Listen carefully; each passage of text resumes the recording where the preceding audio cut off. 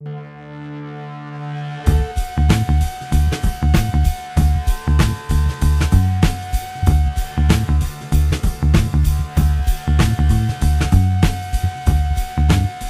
everybody, to the Nightly News Podcast. This is Professor Paul Miller, and we are sitting in today with one of our favorite guests here on the Nightly News Podcast, Samantha Bise, our reference and instruction librarian here at Central Penn College. Welcome to the program, Samantha. Thanks. I'm happy to be back. So why you're here today, other than just, having you down here because it's so much fun when you come down, is we are going to be talking about the Research Exhibition Day that's going to take place on June 5th in the ATEC Conference Center from 3 to 5 p.m. In addition, this year, as last year, online submissions will also be accepted via VoiceThread, which we can talk about here shortly. So regardless of if you are a daytime student, an evening student, or an online student, you can participate in this Research Exhibition Day. Well, first of all, Samantha, I wanted to chat with you about just the Research Exhibition in general, and I know it was sort of started before you came here, but what was really the thought process behind doing the Research Exhibition here at Central Penn College? Sure. So this is actually the 4th annual research exhibition. So this is the 4th year we're doing it. This is the 2nd year for me being involved. And the main idea is a lot of classes across campus are doing research. So we want students across disciplines to come together and share their research projects with each other. So that's really exciting. We don't always get to see, communication students don't see what OTA students are doing. So it's just a way to get all students together. Now, initially, at least the first 2 years, there was a theme. And I thought that was interesting, but starting last year was the first time that you kind of went away from the theme research exhibition. Why did you go away from the theme? Yeah, a theme is... I like the idea of it, but it's really hard. You kind of paint people into a corner then, and you don't get to see what different classes are doing. So we wanted to open it up and get people across disciplines, to get clubs involved, to get individuals involved. So it's just easier if we open it up that way and not have a theme. I remember some of the themes we did were diversity. That was one that we did. And we actually did a diversity in podcasting presentation that centered around some of the very influential podcasters that were some of the early adopters of podcasting that came from diverse backgrounds. So I thought that was interesting, and I thought it was worthwhile for the club members to learn a lot about podcasting. But to your point, it was tough for us to think of something as a club to come together on, and we agreed on that. But last year was a lot easier for us because we kind of had free reign in terms of what we wanted to do. So can you talk to us about, obviously you're trying to focus on a lot of classes. So for some classes, they're making this a requirement. So yeah. You really don't have much of a choice in the matter. What about, let's talk about the prizes. Can you talk about some of the incentives for students to enter in the Research Exhibition Day? Yeah, so we used to have cash prizes. We do not this year, but you can put it on your resume if you win in your place. You can put it in LinkedIn, so it's just a really good resume builder. A lot of you are going to be graduating, a lot of students soon, and you're going to go off to job interviews, and most people are going to have a degree for the jobs that you want.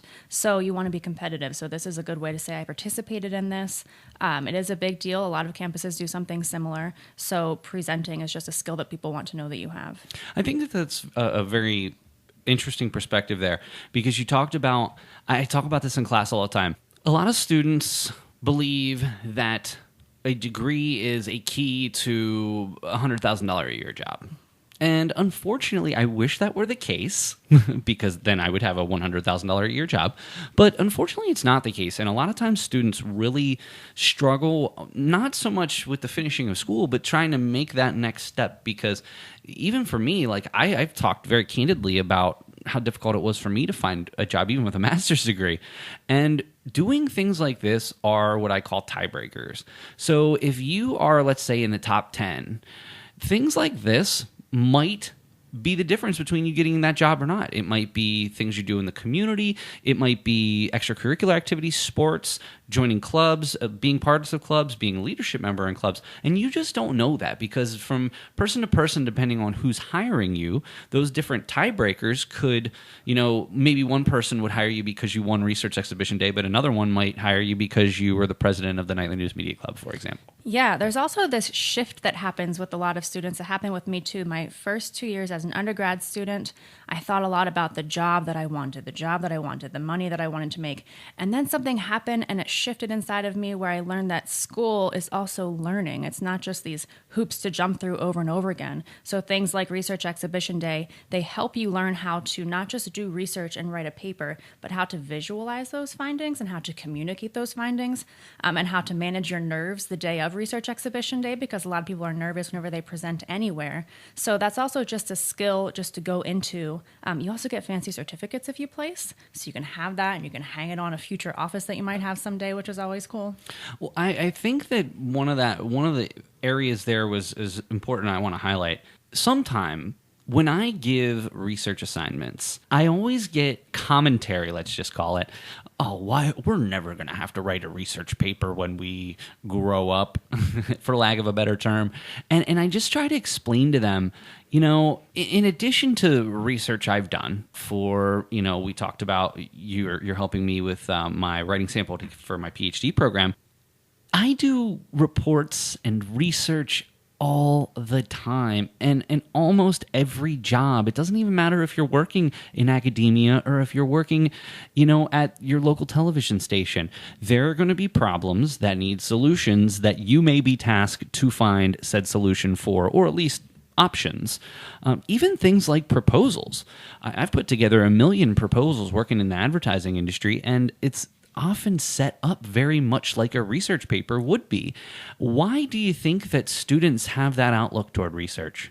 I think in a general sense, not just here. Yeah, in a general sense. I think a lot of times in college we tell people we kind of frame it in this academic way. So I like to start out whenever I teach research concepts by saying, to be a good person of good actions, you have to be a good thinker. And to be a good thinker, you have to be a good reader. But you can't be a good reader until you find the good stuff to read. And that is research. So at the basis, it's not just classes where you want an A or a B grade. It's also voting. It's you have a child who is sick and you don't want to take them to the doctor right away and pay that copay. So can I do a little research myself? What is the good stuff? Is WebMD good? Do I have access to something better? That's research. So it matters in all parts of life. I know that we've talked about this a lot, but voting is important and civic duty is important. So we're not just this isn't a trade school where it's here's the one job you can get afterwards. It's how can you be a good overall person in all of life, parenthood, family, work, everything. So research plays a big role. Well, one thing that you had talked to me about, you are looking for clubs to get involved as well. Obviously, you have a lot of classes that are involved, and we were, if I'm not mistaken, the only club that entered last year. Yeah. And we did very well. We talked about the social media echo chamber, and we made kind of like a fake... a cobbled together, if you will, Twitter feed of what a Democrat's Twitter feed might look like and what a Republican's Twitter feed might look like, and we did very well there, and we were very happy to do that. We're looking forward this term to doing something a little bit different in terms of recycling here on campus. Now, I want to preface this by saying that Morgan Littleford, when she was here as SGA president, did so much, and Brianna McCoy has continued on that mission to try to improve our recycling here on campus. In fact, I'm sure you've seen a lot of the white bins around campus that you are able to, recycle in now. But I was teaching my media and politics class, and every once in a while I would do different issues. We talked about military spending, national debt, big, hot button issues that are important when voting. And we got to the environment, and I was just so surprised that a lot of our students here on campus that live on campus, they do have recycling. So I don't want to make it sound like that it's impossible for them to recycle, because they do have recycling outside. But they don't have a bin to separate inside their homes. And therefore, a lot of students admitted that they don't recycle because to them it's too big of a hassle. So number one, if they don't see the importance in recycling, they're probably not going to if it's difficult at all. If there are barriers, to your point, you'd mentioned that off air. So what we're going to do is we're going to try to put together a survey here and try to interview our residential students and see if this is something worth pursuing. See if they have the interest, if they believe they are going to recycle more, if they would have something like this. And if it turns out the way we think it will, the Nightly News has already stepped up and said we will help pay for these bins because we believe that much in recycling. But so we wanted to try something a little different. We wanted to do some primary research this term. But that being said, we do it because it's an excellent thing to do as a club. We're always looking for things that we can do as a club. We've done different fundraisers. We've helped out the food pantry. We've done a lot of things, but we really like this because it gives us an opportunity to come together as a club and talk about things that are important to either our club or to the campus or both. So you wanted me to make sure to point out that you wanted to have some more clubs be a part of it this year. Why do you think it's so important to get clubs involved? Yeah, I think it's important. Well, first of all, your topic, I love your topic. I like when there's local issues in research because then maybe there's a chance that we can see the follow through. And research is just the foundation of solving the world's problems. It's also about, how can we actually provide action on that later? So I like that topic a lot. But clubs should get involved because, it's a group of students and a big part of college is being part of a learning community. So these clubs are students who have a common interest or a common goal or a common learning objective, right? So this is a good way to get together over the next 8 or 9 weeks and do research and put it on a poster board, which I think is a lot of fun. So there's a creative aspect there as well. And then present it together. So it's a way to come together as a group, which is the whole point of a club, with a common goal and to learn something and to figure something out and maybe solve a problem in the process. I think we've participated every single year. I'm very happy that we've been had the opportunity to do that. Well, something else that you wanted me to talk about is, we do have a couple of dates here. So I just wanted to run over them. At this point, when the podcast is released, registration is open. Can you just point out where they can go to register? I know you have a LibGuide. Can you share with us that address? Yeah, it is guides.centralpenn.edu/research exhibition/register, which is kind of long, but these links will also be shared in a bunch of different places, in your email newsletters and places like that. So the link will be shared. If your class is participating, your class professor will have this link as well to share with you. April 15th, registration opened, so it is currently open. It does close May 20th, and you ask for a registration just because you do provide all the materials for it, and it gives you the opportunity to make sure that you can have all of those materials ready for everybody who needs it. Yeah, we provide poster boards. We have a poster build day on Tuesday, June 4th, which is the day before. A lot of people wait till the last minute so you can come and put your poster. And really, if you have all of the moving pieces, you can come to the library all day on June 4th. We have food and we have librarians who can help you put it on the board and make sense of it all that day. And actually, last year was the first time we participated in the build day, and it actually went really well. You guys had some amazing snacks, and it really only took us maybe an hour or two to get it together, so it's pretty easy. Hard. You also are able to print color for students if they would need. That just has to be in by June 3rd at 5 p.m. If you are interested in doing the research exhibition day and you need things printed in color, you can email to library@centralpenn.edu. The digital submissions will be due June 4th by 11:59. And of course, as I mentioned earlier, June 5th is the big day, and the research exhibition day will take place from 3 to 5 in the conference center. And then these will be the poster awards will be announced June 6th. Digital participants can respond to judges' questions on June 6th as well. And then the digital awards will be given out on June the 10th. Yeah. So very interesting how this is all going to work. So just another few things, and then we can maybe come back and put our final plug in for the research exhibition day. First, wanted to talk about one of the biggest things that you guys have done in the library over the last year is the book club. The spring book club is going to take place on Friday, June 14th at 12:30. And we are currently in the process of figuring out what the book is going to be. But again, you are excellent about sharing that information in Student Central and Central Station about what book that's going to be. Where did you come up with the idea, or was it your idea to come up with the book club? It wasn't my idea. I believe we used to have one before I started a year and a half ago, and Diane wanted to bring it back. So she did. So we have one once a term, and we usually pick 3 books, and then people can vote on it. We also take suggestions. So if you guys really you read a great book and you want to talk about it, you can suggest it, and we could do it the following term or put it in the bin to be voted on. So I'm pretty sure it was Diane Porterfield who brought this back. Well, we'll give Diane the credit for this. I think it's very interesting because there's not really anything quite like this on campus, especially from a faculty perspective and probably from a student perspective as well. We're reading so much in either preparing for class or going to class that often we don't quite realize that there are books we can read for fun out there. So this is, and the books that you've chosen are really quite interesting, and I'm hoping to see one particular book, but again, I don't want to have any spoilers here because that book hasn't been chosen yet, but keep checking back. I wanted to also put out there that you wanted me to give a general reminder for faculty that any faculty that need maybe some assistance in their classes, if they're giving out research projects or maybe their students need a little bit of assistance, that you're always available not only for students to come down and visit with you at the library, but to come into our classes. So let's get a little plug for that. Yeah, so my official title is Reference and Instruction Librarian there. So a key part is Instruction Librarian. I can come into classes.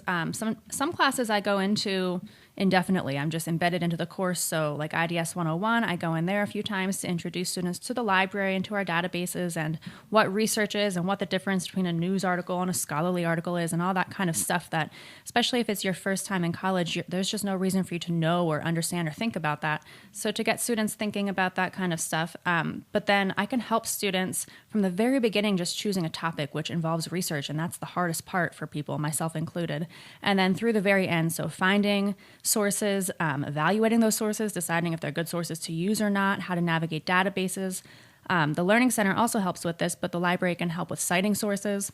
So just from the beginning to the end, we can help with the research process. So a lot of times I'll come in and teach different lessons on that, do different activities. Sometimes I just go in and I don't teach. I just do a workshop. So it's me and the professor walking around and helping students one-on-one. So that's a lot of fun. I've had such amazing experiences bringing my students down. And typically what I'll do, and I don't know if you want us to do this, this is just what I end up doing, is I'll come down and let's say if I have a 2-hour class, I will try to meet with each student individually, and then I'll kind of have you float around, and if nothing else, if we're meeting at the library, I want those students to leave with a couple of sources. You know, ideally, it's probably not going to be all of their sources, but it's going to be at least a couple of their sources that they're going to be able to use for their paper. And you are just fantastic.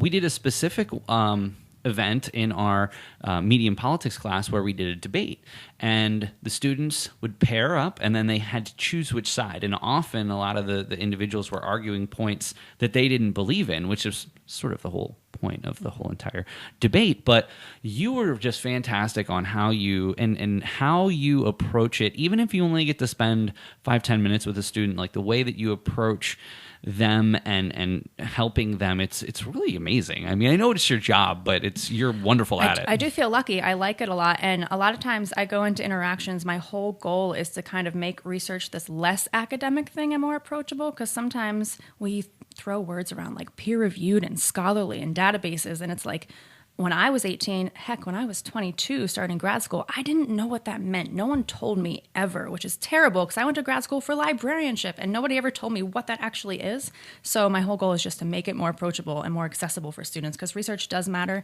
They're doing it even if they don't know they're doing it. They've been doing it for years, some of them their whole life. So yeah, I like it. I feel lucky that that's my job. It's fun. And we want you to do that. Come into the library, because librarians are not mean, and if they don't see a librarian, they won't know that. They'll just see what they see on TV. It's like, we're not mean. We won't shush them. Bring your classes into the library. That's wonderful. You actually don't mind if it gets a little, I don't want to say rowdy, but if there can be a little volume, you don't mind that so much. Yeah, group work is important. So one thing that I did want to point out, and this is actually something that I've run into with students a lot, and a lot of this came from when I still do teach Intro to Human Communication, but previously, before our new iteration of this class, we had them do multiple speeches in which they would have to go do some research. And what I've found is a lot of students really skip the pre-writing stage, really skip the outlining stage, and makes research so much more difficult upon themselves. So what I mean is, okay, so they'll take their big topic, and then they'll just Google their big topic, and then they'll maybe go to Wikipedia. Instead, if they would just maybe come up with some subpoints, then they can search and do research for those specific subpoints instead of just, I think a lot of students react to the research they find as opposed to being proactive and saying, this is what I want to talk about, and then actually going and doing research on those subtopic areas. Have you ever found that to be the case? Oh, yeah. Students want, myself included, sometimes I want this perfect source. Like, here's my topic. I want one source that has everything. But the whole point is you're kind of like swimming through and navigating this big conversation that's happening out there in the written word and through publications. So it's good to be interested in the topic, and sometimes that's not possible. But if you start out interested and invested, then you want to learn. And then again, it's not jumping through hoops and just, checking off that part of the rubric. It's learning about it and maybe adding something new if you can. So that's the whole point. But that's a good way to do it, to break it down and then have them look at each subpoint. And I tell students all the time, research is just organizing yourself a lot of times. It's not even just like being intellectual about it and academic. It's just organizing yourself with an outline and just going step by step through it all, because it can get really messy. Something I tell students in most of my classes is research is like cleaning your room. It gets really messy before it comes back together again. So it just gets really chaotic and confusing, and then it kind of comes together. That's how learning is in general.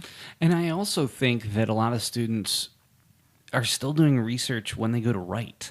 That can be problematic as well. Now, I mean, if you have to go back and confirm something or just make sure that you took notes on something properly, that's one thing. But what I'll have students get to 5 pages, they need 6, and they go Google another article or hopefully use the library resources.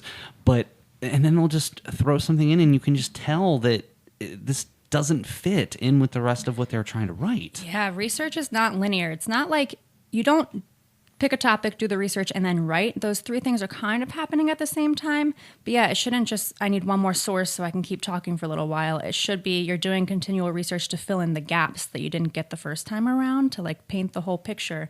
But yeah, I've seen papers like that too, where I just wish that the students would just take some time to, and this is the last thing I want to say, because I do want to finish up with talking about the research exhibition. I just wish students would take the time to find sources that work for them, and then at the beginning just try to develop an outline. And I tell all my classes this all the time. Even though it seems like preparing an outline is an extra step and is more work, it's actually saving you time in the long run, especially when it comes to sitting down and trying to write your paper. Yeah, well, a shameless plug is the Learning Center, but also the library. We can help you. If you just come and say, I don't even know where to start, we're trained to help you sit down and make that outline and figure out what sources you need. So you're not alone. It's not just you and the professor. You have, I always call it Team Central Penn. You have Team Central Penn behind you, so you have librarians that can sit down no matter how long it takes, whether it's 10 minutes or 3 hours. We've done it. We can sit down with you and figure it out. Well, and so students, if you ever need help with research, faculty, if you would like the library to come into your class and help your students do research, you certainly can reach out to library@centralpenn.edu, or I'm sure you can reach right out to Samantha directly, and I will have her information in the article that accompanies the podcast. All right, final thing that we want to talk about, just a recap of Research Exhibition Day, and I just want to go over some of those important dates one more time. Research Exhibition Day will take place in the Conference Center on June 5th, 2019 from 3 to 5 p.m. Registration is now open. The link is in the article that will accompany this podcast. The registration closes on May 20th. If you do need things printed in color, June 3rd at 5 p.m. is the last day. And you'll be having a poster build party with snacks and all the help that you could possibly need on June 4th. It's basically going on all day long. And then the big day on June 5th. So we are really, really looking forward to this. Samantha would love if clubs would get involved. The Nightly News is already involved. We already kind of have our research question at least. And trust me, we will be taking advantage of your assistance with this project. But yeah, it was something, if nothing else, last year, the topic that we chose, that's what I ended up writing for my writing sample to get into my PhD program, and it's more than likely something that I'm at least going to consider writing a dissertation on, which is pretty incredible considering it was just something that we came up with. And it's not like we invented the social media echo chamber, but it was something that was important to us, and now look where we are because of it. You ended up doing the faculty colloquium on that too, which was really interesting. Absolutely. Yeah. And again, that came directly from the research exhibition. So I just want to thank you for all of your time put together with this, and really just thank you for being you. I can't tell you how many times I've told students, go talk to Samantha. Let her help you out. She would love to help you. I tell people all the time, the podcast is good for your ego. Like Paul Miller's just good for your ego. Well, I appreciate that. Thank you. Well, Samantha, thank you very much for joining us. We certainly look forward to the book club meeting as well. The spring book club will meet Friday, June 14th at 12:30. Keep an eye out on Student Central and Central Station for the book that won. Do you have any other last-minute things that you would like to put out? No, just everybody participate in Research Exhibition Day if you can. We really look forward to it, and we hope that we're going to make something happen from this. We hope we get the answers that we want on the surveys. But if not, hey, sometimes it goes that way, right? It does. All right. Well, Samantha, thank you so much for joining us today on the Nightly News Podcast. Thank you. All right. That wraps up another edition of the Nightly News Podcast. For reference and instruction librarian Samantha Bise, this is Professor Paul Miller, and we will catch you next time on the Nightly News Podcast. Hi, this is Brian Christiana, the president of the Nightly News Media Club. Thanks for listening. Welcome, everybody, to the Nightly News Podcast. This is Professor Paul Miller, and I am so very honored today to be joined by one of Central Penn's newest forces driving the college forward into the new millennia, if you will. We are so happy to be joined by the Vice President of Academic Affairs and Provost, Dr. Eric Zeglen. Dr. Zeglen, welcome to the Nightly News. Thank you. Thank you very much, and I'm happy to be here, and I'm happy to be at Central Penn. Well, first of all, we are going to have two segments today with Dr. Zeglen. We'll hear it one this week, and second segment will be next week, so tune back in for that. In our first segment, though, Dr. Zeglen, we want to kind of get to know you a little better. You're still relatively new to the college, so I think we kind of just want to ask some questions and maybe give us a little history lesson about yourself, if you will. I just kind of want to read through some of your credentials just so kind of people know where you've come from and maybe how you've ended up here. So you started at IUP, which is obviously one of our state schools. I am also, I've graduated from Slippery Rock University and my undergrad, and I went to Shippensburg. Good. So, and with my journeys to IUP, I always tell everybody I'm going to do the state school trifecta, which I'm absolutely proud of, and I think that that's a wonderful thing. But you started at IUP in computer science. You're from out that way, right? Mm-hmm. Yes. Western Pennsylvania. So I'm from the Harrisburg area, but I'm kind of Western Pennsylvania is my second home because I spent so much time out at Slippery Rock, and I loved it there. The winters, not so much. But not that they're any better here. You went to the University of Phoenix and got an MBA in IT, and then you completed the program that I'm actually enrolled in, going to be starting in the fall, the PhD in Communication Media and Instructional Technology at IUP. Yes. You've also been the Director of Assessment in Academic Technologies and the Assistant Vice Chancellor for IT for the Pennsylvania State System of Higher Education. Quite a mouthful. Thank you. So give us a little bit of background. Let's go back to the college days. Mm-hmm. What was your thought process for getting involved in computer science? When I started out, it was either when I was looking at a degree, it was either going to be computer science or communications media because I struggled between those two.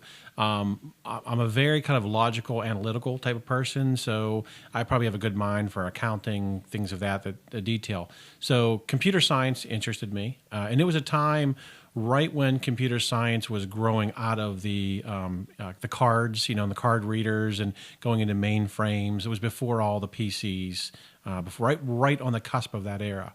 And so I enrolled at IUP, computer science, and started that program and needed to do a work study job on campus.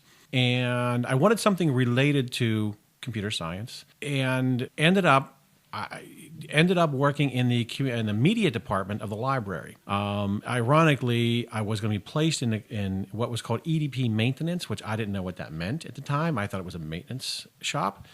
Here it was working on the computers. And so I turned that job down, went to work in the library, and it was a lot of fun. I did a lot of video and audio mixing, recording for the faculty. So I did a lot of odd jobs, but part of my job was if a faculty member was going to be out on vacation or whatever, and they wanted to video record their lecture, I would set up the camera. I would work with them on all the audio. I would come back to our shop. I would edit it. And those were the days of video editing where it's Actual tapes? Actual tapes, exactly. So this was the CTE before the CTE even existed. Correct. That's awesome. So I did all that, and then my junior year during the undergrad, I was leaving. I was going to leave the library, and I was going to work in the computer center. When the library dean at the time found that out, he called me up into his office, and he said, well, we love you working in the library. Why are you leaving? And I explained to him, I'm a computer science major. I want to go get some experience for my resume and prepare me, for life after college. And he said, I didn't know you were a computer science major. He said, we need somebody here to run our computer systems in the library. So he thought you were a comm student the whole time? Oh, I don't know. He knew me, and he knew. I don't know what he knew my major was. When he found that out, it was a time in higher education where there was a lot of conflict between the computer center and the library. The library, and this was in higher ed general across the United States. The library thought the computer center should be reporting to them. The computer center thought the library should be underneath them. So there was a lot of that animosity when the library got their own technology. So up to that point, the library had no wide area no local area network. IUP in general had a wide area network, but it was kind of rudimentary compared to today's standards. And when he found out that I was going to be going to the computer center, he put me in charge of all their automation. So I ran their CD-ROM LAN at the time. They were small servers, Unix servers. I was a database administrator as a student, systems administrator as a student. I ended up wiring the entire building. So when you go back to IUP and if you have a chance to go into the library and you look on the wall and you see the molding for the network, I installed all those. They're still there today. That's incredible. They may have replaced some of the wiring, but the actual fixtures on the wall, the tan colored ones with the where you can plug in computers, I installed every single one of those. When I was graduating, I went to the library and I'm like, hey, I'm graduating, thank you very much. It was a great opportunity. That conflict between the computer centers and the library was even growing, and there was no help. So they basically created a position called, I think it was a library automations manager or library systems manager, something like that. And they brought me in as a full-time employee shortly after graduation. I mean, isn't that everybody's dream to have a job, not even have to leave campus, somewhere you're so comfortable with? That's fantastic. Exactly. It was fantastic. So I worked there for, I think, about 7 or 8 years. Wow. And the whole state system decided that they wanted one library automation system for all 14 state schools. I was IUP's representative on that committee. That was going to decide, one, if we wanted to do it, and two, what it was going to look like. And as we worked through this process, we did an RFP for a library automation system. The committee ended up choosing the one I was running at IUP. And it was only installed at the University of Pittsburgh and at IUP, with the only 2 schools in Pennsylvania where it was installed. So they asked me to be the project manager. So for, I think, a year and a half, I was basically living in a car, traveling to all 14 state schools. Wow.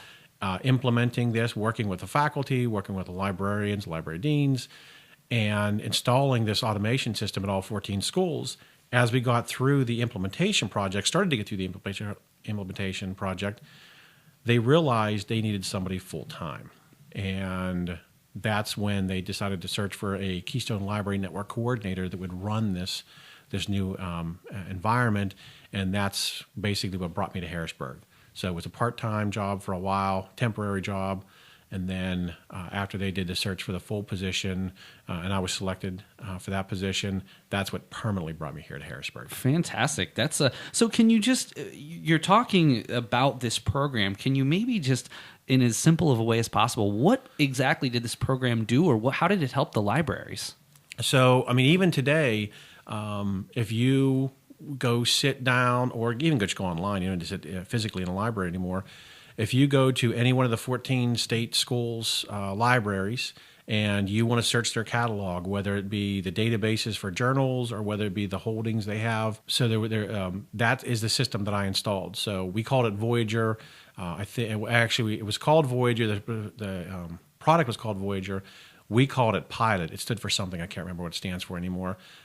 So when you were a student at Slippery Rock, if you were a student at Slippery Rock from 99 to 2003. When you went into the library, the system you looked to look up books or look up magazines was the one If I'm not installed. mistaken, it was called Pilot there. Yeah. Because that's a terminology that I'm familiar with. That's so cool. That was the system I installed. At around this point, once you're working here in Harrisburg, at what point did you decide that you wanted to continue on your education, or what goals did you have at this point? Was that something that maybe at that time you're thinking to yourself, well, maybe this is something I can do for the rest of my career, or what other kind of ideas did you have that maybe prompted you to go back to school? Well, I knew that I wanted to further my education, and it was a time in the late 90s, early 2000s when online education was starting to grow, and it was coming kind of into its own. The state system was starting to dabble in it a little bit, and that was a direction that I personally and professionally wanted to head. As I wanted to be a leader within the state system in that particular area. So I thought, well, what better than to go and get a master's degree fully online so that I could experience it as a student. So I think it was right around 99 or 2000-ish, right around there, is when I decided to get my master's, and it was going to be fully online. I always had, in addition to kind of my computer science background and the tendencies towards communications media, I always had a tendency towards business as well. So the MBA intrigued me. And University of Phoenix had an MBA with an IT concentration. That interested me. I liked it. At the time, University of Phoenix was the online school to go to, so it just kind of made natural if I wanted that student experience. And that just kind of led me to go.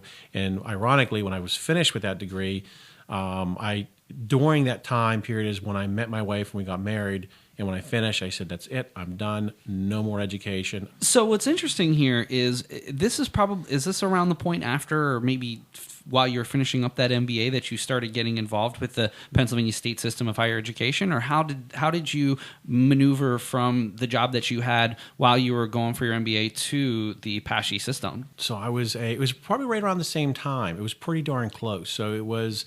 I started the implementation project kind of as a lone temporary person in 97, and then I did that through almost to 99, and that's right around the time I moved to Harrisburg permanently, and then started the MBA program. So it was all right around that time frame. That was when the library, the work I was doing with the library, I looked at it as almost transitional. And it was at some point going to be kind of combined with online education. So me wanting to further my education, also go into being a leader in the state system for online education. I think those two personal and professional goals just kind of meshed. It's funny, you were saying about online education, and I'm not even lying to you, in all of my schooling, from 99 to 2003, and then I went part-time from 05 to 09 at SHIP, I had one online class. Yeah. And I loved my Shippensburg education. I loved every moment there. I loved the faculty. But when I look back at that class compared to just an undergrad class that I do now, it is night and day. Mm-hmm. It is amazing that just even over the last decade, the lengths that online education has come, thankfully, to people like you who were innovators in this field. Obviously, it's stupid even at this point to say that online education is the future of education, because we're already in that situation right now. Correct. I do believe personally that there will always be a market for on-ground education, because for a traditional college-age student, that's kind of just how the lineage goes.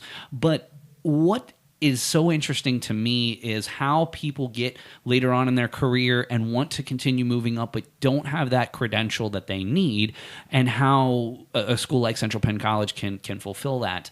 So I do think that where we are now in terms of we have on-ground students, we have evening students, we have online students, I think that it's going to be that way for a while. But even some of our evening students take online classes. Some of our daytime students take online classes. So knowing how to do that, I mean, we're beyond the point of this is just a fad. We are to the point where this is now our modern reality, which you're well Absolutely. aware of. So we can talk about that in the second part of the show. But I look back. I will never forget that class. It was a class we took over the summer. It was honestly almost like a correspondence course. Yes. And I enjoyed the class. I remember the class, but I had to put so much time into that class. Not that I didn't have to put time into all of my classes, but I just remember that, and I think about what I do now and how it was even just 10 years ago. So I did want to ask you, so you'd mentioned that after you had your MBA, that was going to be it. But unfortunately, or fortunately for you, depending on how you look at it, that was not it. And you continued your education on even further by joining the IUP PhD program in Communication, Media, and Instructional Technology. Now, I guess my first question is, as somebody with communication studies as my background, I think it interesting that someone from a computer science background would also be interested in the same type of program. And we kind of talked a little bit about this off air, but what was it about this program that really drew you to it and made you want to pursue your education? And maybe also, why did you do that? What goals did you have for yourself in the long run? Yeah, good question, because it is kind of odd, and I even look back at it. It's a very eclectic grouping of disciplines, and really, really odd. As I explained earlier, when I graduated with my undergrad, I worked right in the library, which was under academics, and so my entire professional career, even though most of it was technical, it was still always for academics. I was always working in academic fairs in higher education. So the further I went along in my career, the more I got kind of involved in just the pure academic side and different aspects of that. I was always kind of technical, but it was always in support of academics. Well, about 2009-ish, 10-ish, right around in there, we had a department. It was instructional technology, I believe, was the department. I was a department head for that. And we had about 6 or 7 employees working in that department, and we supported academic affairs. Well, then, at the time, the Office of the Chancellor with the State Center for Higher Education decided that they were going to collapse that department and fold that into a larger IT instructor. I wanted to stay in academics. The Vice Chancellor for Academic and Student Affairs also wanted me to stay in academics. So I had a decision to make. I could either kind of get folded into the overall IT structure and be academic technology and information technology from the pure ERP type environment, or I could kind of take this leap and go strictly for academics, and that's what I did. Is I went strictly for on the academic side of the house, kind of divorced myself from the technical side. And at that point in time, I said, look, if this is going to be my career path, I do need to get a doctorate. I looked back looked at all the programs, looked at all the options in the area, and talked to 2 very good mentors that I had in the Office of the Chancellor, 2 actually associate vice chancellors, and was deciding between like a doctorate in education and a PhD program. And both of them counseled me and said, look at the PhD programs. And it's because it's in a discipline as opposed to like an educational leadership type program. So I looked at what's available in the area. I had gone through my experience at Phoenix Online. I knew I did not want to take an online doctoral program.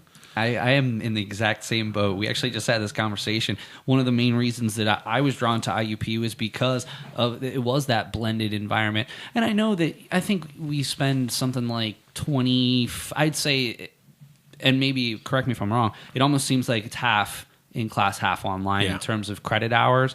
But I have to do that. I identify, I like to be in the room. I like to get to know people. I like to get to know my professors. I like to use the facilities on campus. Yep. And to me, I'd be doing myself a disservice because I want to learn. It's my job to learn. It's my job to share what I'm learning with my students. Like, that's what I'm going into this. I'm not just going into this by myself. I'm going into this thinking about every single comm student that we have now and that we will have in the future and sharing what I'm learning with them. And I just frankly, and I teach online. And it's just my personal preference.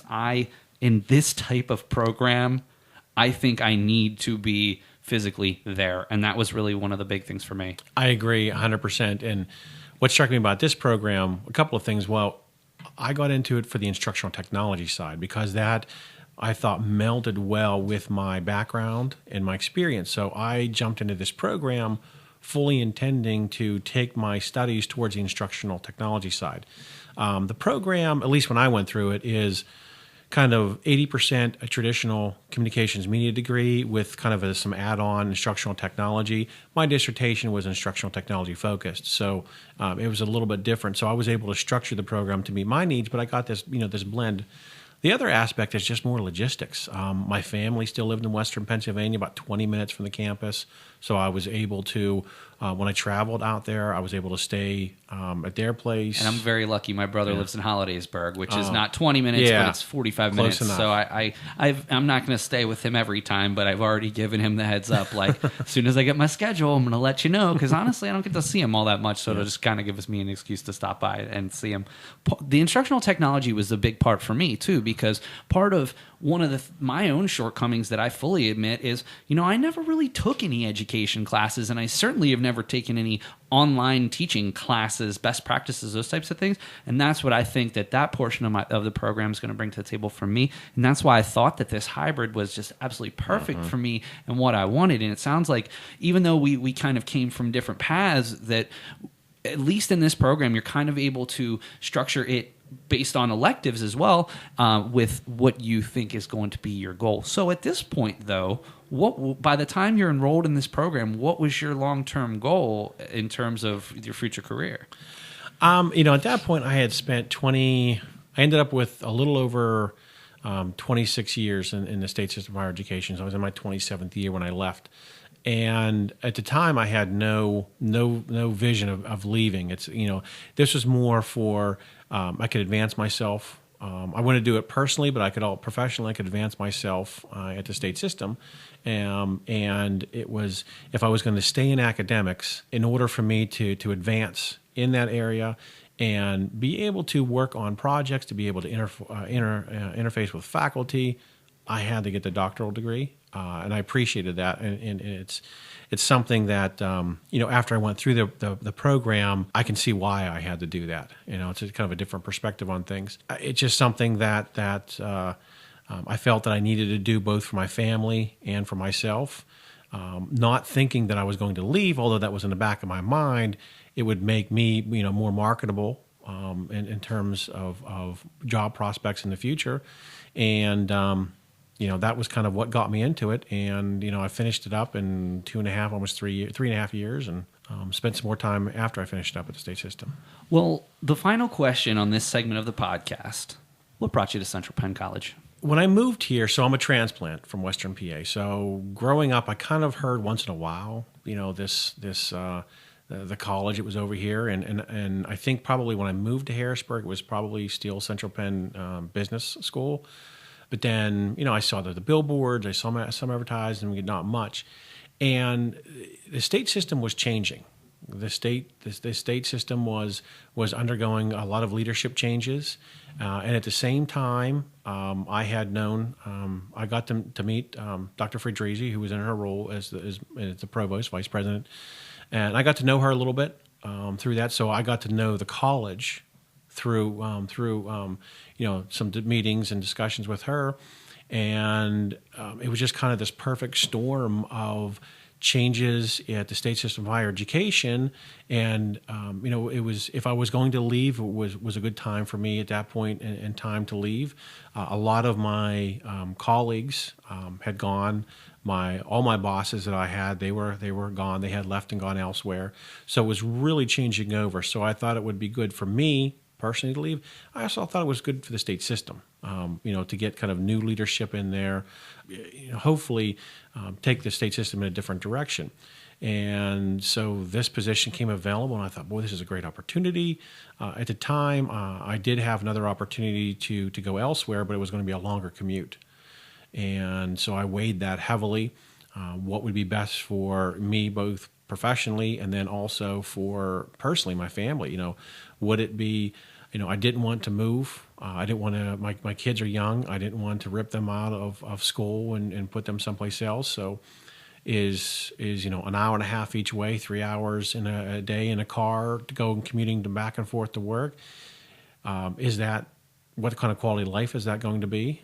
So this was a great opportunity for me, both personally and professionally. Well, we are super happy to have you. Just in your very short time, the leadership is apparent. You've already made some pretty significant changes, and you've got a lot of really excellent things to say about some of the things that you've started here. So for this episode of the podcast, we are going to call it a day and bid you a fond adieu. But tune in next week, and we'll continue our discussion with Dr. Eric Zeglen, our Vice President of Academic Affairs. So, Dr. Zeglen, for this segment of the podcast, thank you very much for joining us. Thank you. And like I said, tune back in next week, and we'll have the conclusion of our interview with Dr. Zeglen. All right, everybody, for the Nightly News Podcast, this is Professor Paul Miller, and we'll see you again next week.